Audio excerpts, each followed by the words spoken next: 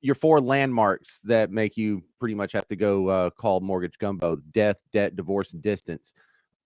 There's sort of a soft D I would like to ask you about. I have a personal friend whose mom is going into an assisted living facility. Yeah. And so she's not dead, but for all intents, she is done with the house. And so what do you do in that situation? Do you leave it in her name and let her assets keep paying it? Or do you refinance it? Do you put it in someone else's name? Do you gift it? Do you just wait for her to pass away and let the will take care of it? It What do you depends. do? I mean, there's a lot of assumptions there, right? You're My daughter assuming is they've living got, in the house. you're assuming they have an estate plan, right? You're assuming all those things. So if they have that, do they have a reverse mortgage where they're drawing assets off of that? No. So that's where, I mean, I'm not sure what they want to wait for, but that's where hopefully they're having conversations. If they're siblings, if there's if it's not just a one household, right? Like I just have Gavin, so there's not a Yeah, whole bunch no, of debating. you're right. They're Right. siblings.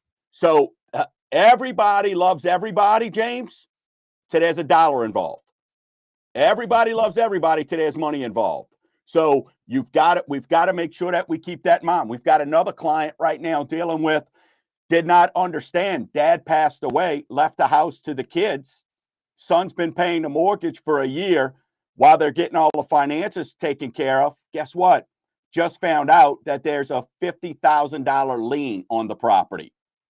Right? So this is why you need to have those conversations with mom and dad. This is why, hey, call Mortgage Gumbo. We'll get you in touch with our attorney so they can talk about this stuff and go over that with you, so you have a plan in place and you're not having to go by state. So this guy thought him and his brothers thought they were going to sell the house for 200 grand.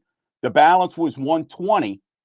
They thought they were going to get 80 grand. They separate that between three of them. Now you throw in a $50,000 lien, plus the other guy's been paying the notes. Now there's attorney fees. They're upside down. So a lot goes on there. So you really need to make sure that look, it's not easy to sit down with your mom and dad, right? And go, hey, let's get this in order. But at some point, James, I wasn't thinking about this when I was 35, 40 years old. Then I've crossed over 50. These things start weighing on you. And when I see these situations on a daily basis, man, it's horrible to see. So that's why let's have a conversation.